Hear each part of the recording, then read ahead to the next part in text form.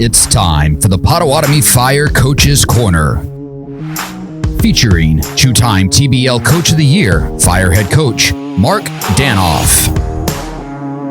With special guest, Fire Forward Jay Hedgeman.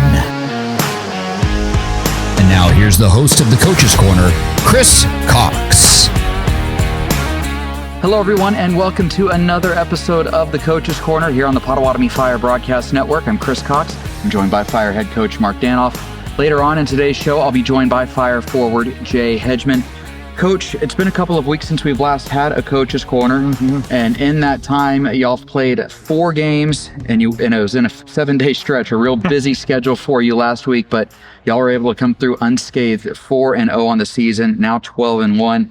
You have to be really happy with what you saw from your team this past week. Yeah, you know, the best thing I saw, we're certainly happy to go 4-0 this week. We knew it was going to be very difficult, especially with 2 back-to-backs and a very physical game on Friday night. Right.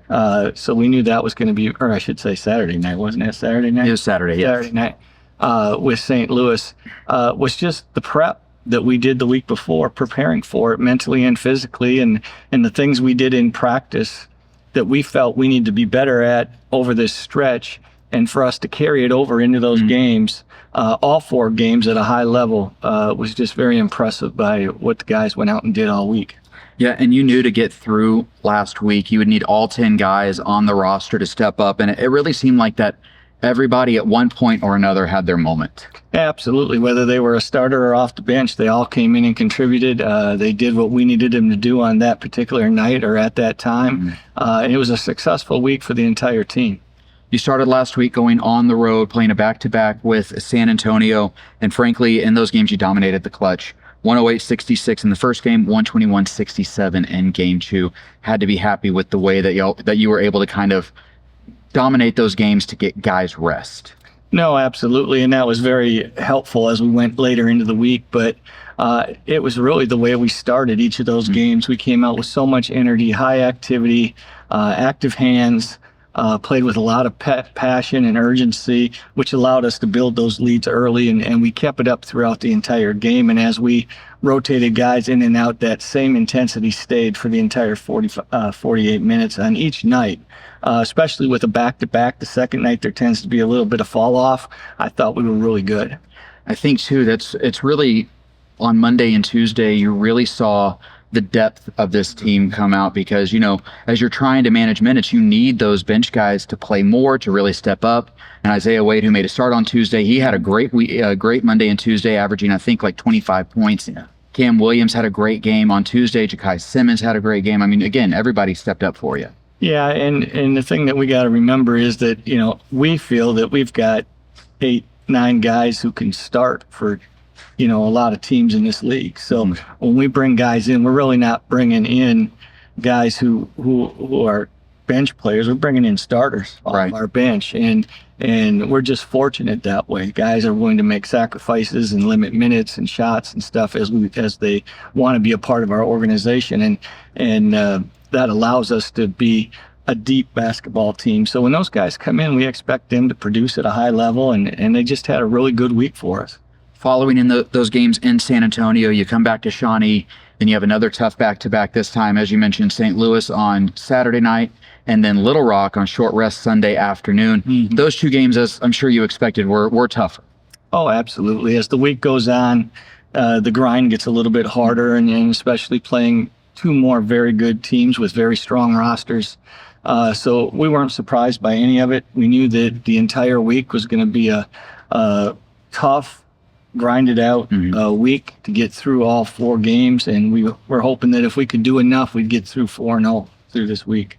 Looking at the St. Louis game, y'all got up big against St. Louis. You led by as many as 20 points in the third quarter, but the Griffins, as good teams do, they really kind of cranked up that defense, and they also kind of upped that physicality a little bit, and that allowed them to get back into the game. Yeah, they started to make some shots. They made tough shots. Their energy increased, but they always play hard. I thought it was a really good game between 2 really good teams who played extremely hard, and you know, the same thing happened at their place, and they were able to finish the game at their place, and here at our place, we made the plays down the stretch for us to have the win. Besides the physicality, what did St. Louis do in the fourth quarter that allowed them to kind of get back into it? Well, we got a little bit stagnant on offense. Okay. And we started to miss some shots. They were able to get out in transition a little bit more and get some easy baskets.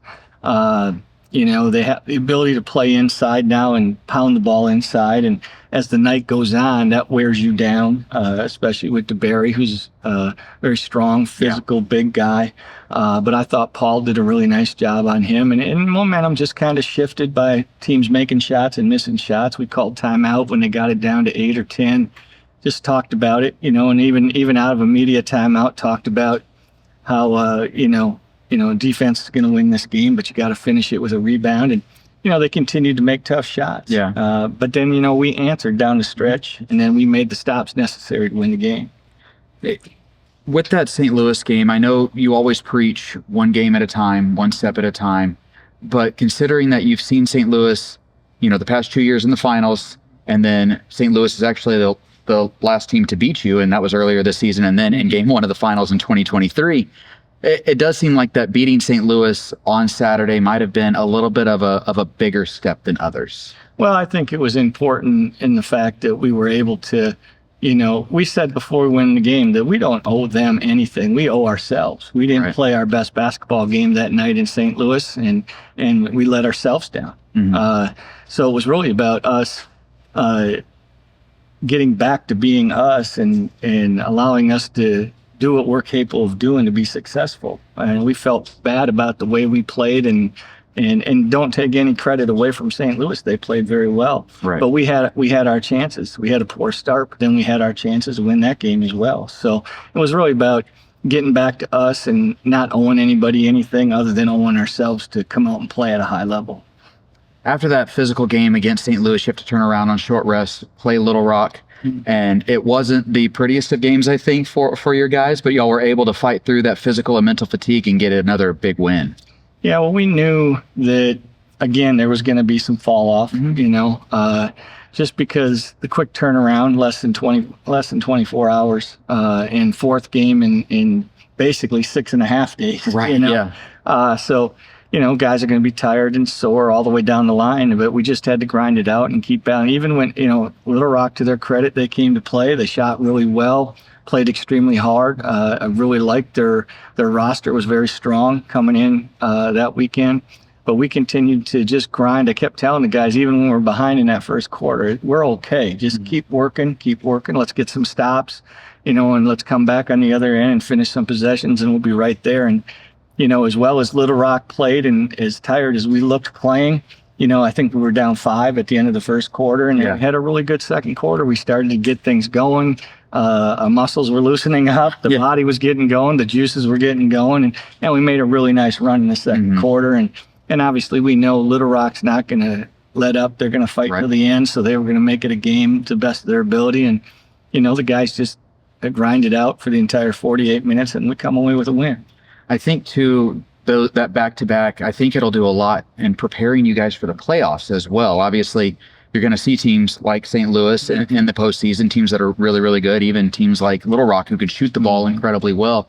But just having to fight through that adversity, I'm sure, really kind of, I would think, sets your team up well to play in postseason play. And that's how we try to approach all these back-to-backs and number of games in so few days, because that's what the playoffs are going to look like. You may, you may play 3 games in 4 days and have to turn around and play again on the next Thursday. Right. So those are the things that, how we approach, how we prepare for those things to get us ready for the playoffs. And I think you mentioned it earlier. The other thing that throughout all these games, everybody had their moments where they really stepped up. I thought Chuck had a really good week, and Munson had games in there where he was very dominant. You mentioned Isaiah having really good time.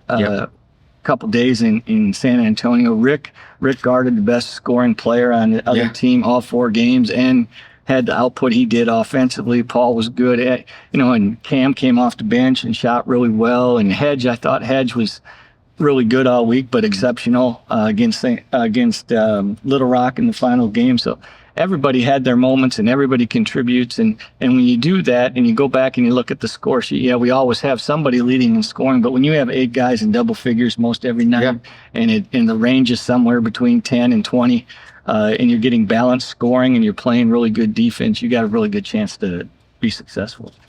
After those 2 wins last weekend against St. Louis and Little Rock, you've now won 43 consecutive games inside Fire Lake Arena. And, you know, a lot goes into a home court advantage. Obviously, the players have to be really good players, and you have really good players. But winning 43 in a row, the crowd and the fans that fill Fire Lake Arena every home game have to get a lot of credit. Always. We enjoy playing in front of them. They enjoy playing in front of us.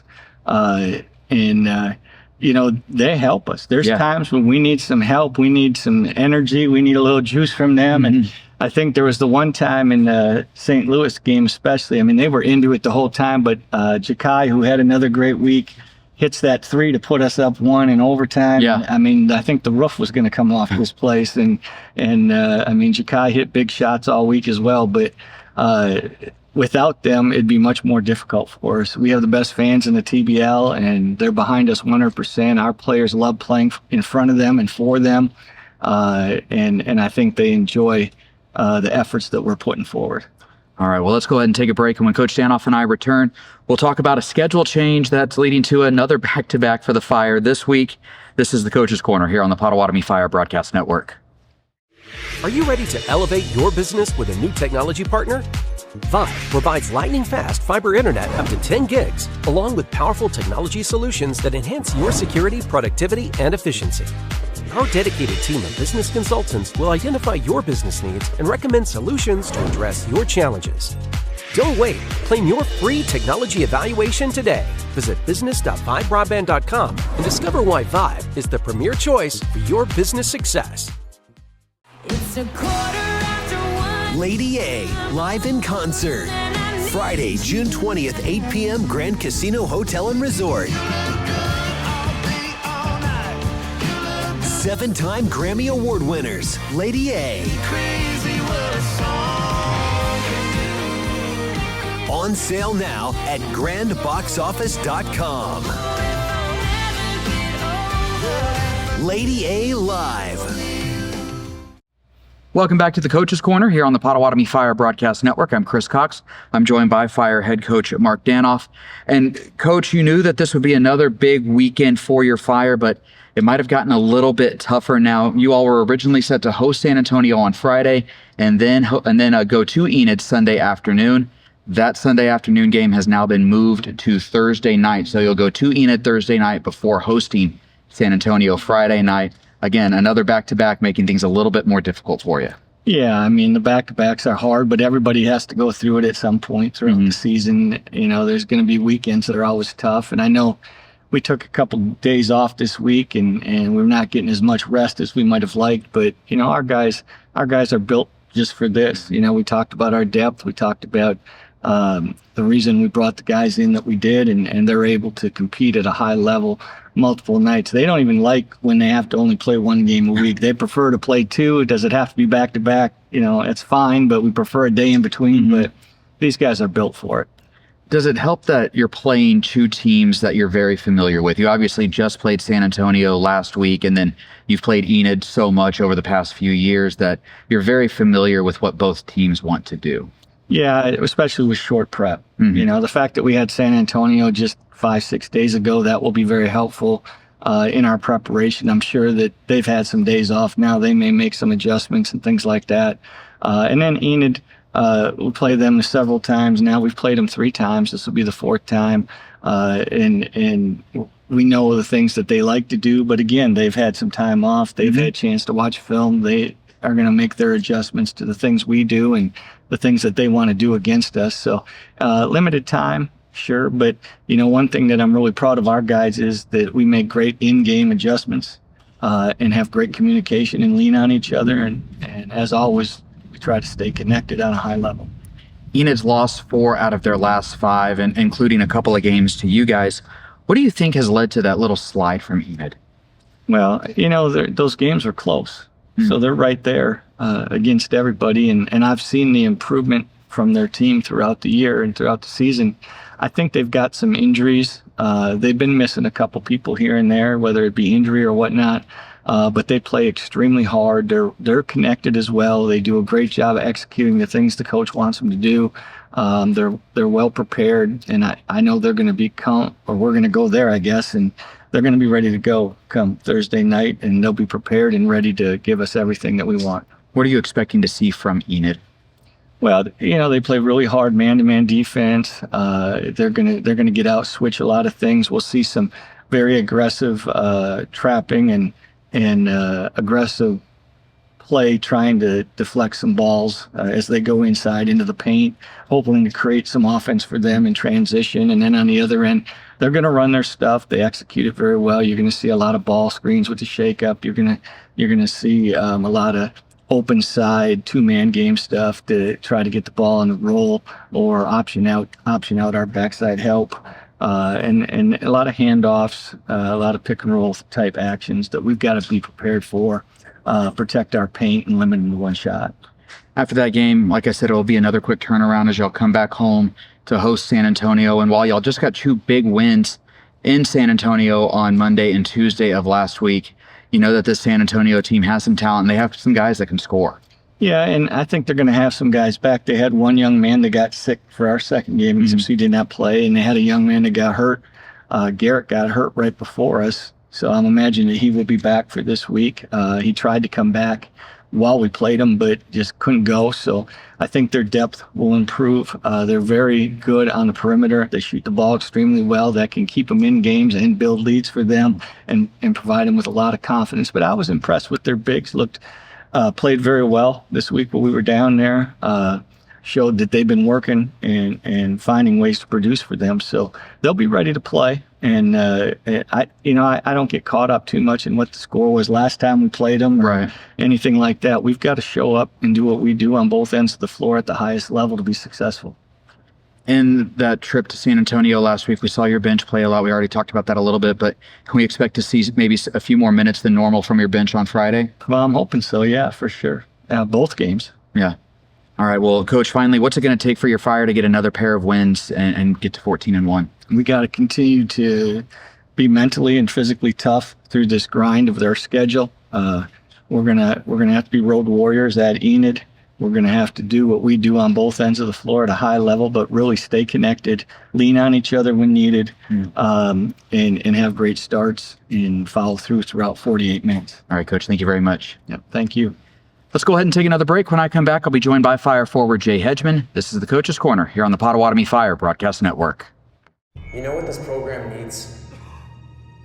New Dr. Pepper Blackberry! It's full Dr. Pepper! With sweet blackberry flavor! Bingo! There's even 0 sugar! And we got a new mascot too!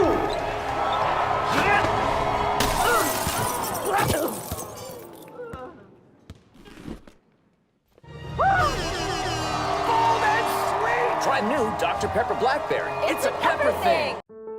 Get the most out of your Wi-Fi with Eero Pro 6 from Vive. Houses come in all shapes and sizes. Shouldn't your Wi-Fi too? Eero's True Mesh technology blankets your whole home in coverage. With the right Eero system, you can work, stream, game, and chat, powered by whole home award-winning Wi-Fi that works. Plus a simple, smart, and secure fiber-powered network that just keeps getting better with automatic updates. Visit vivebroadband.com to get connected. Welcome back to the Coach's Corner here on the Potawatomi Fire Broadcast Network. I'm Chris Cox. I'm now joined by Fire forward Jay Hedgeman. And Jay, thanks for sitting down with me. Thank you for having me. Jay, just to kind of start off with a bit of a broad question here. It's your first season with the Fire. How are you feeling about making that decision, signing with the Fire? And what are your thoughts on Shawnee now that you've been here almost 3 months? I think I made a great decision to sign with Shawnee and the Fire. And I think Shawnee is a nice people place, friendly community. I enjoy it. And it's a place too where you guys get, recognized anytime y'all leave. Obviously, people know who you are here on the court, but when you go out in the community, people know you as well. They'll stop you no matter where you are and they'll ask, "Are you a Fire player?" And it's a good feeling to know that people actually pay attention. You've played in TBL before. You've played around the world. How would you say the Fire's culture and I guess the whole environment surrounding the Fire compares to other places? It's much more interactive and it's more relatable. when you go overseas, people speak different languages, but when you're here, everybody's on one page, everybody speaks the same language, and we all understand each other. It's very energetic, active, and it's something to see. Yeah. Looking on the court right now, y'all just finished a stretch of 4 games in 7 days, and you're now in a stretch of 6 games in 12 days. How's your body feeling right now? It's a little toll, but it's nothing that we can't just get through or fight through. Mm-hmm.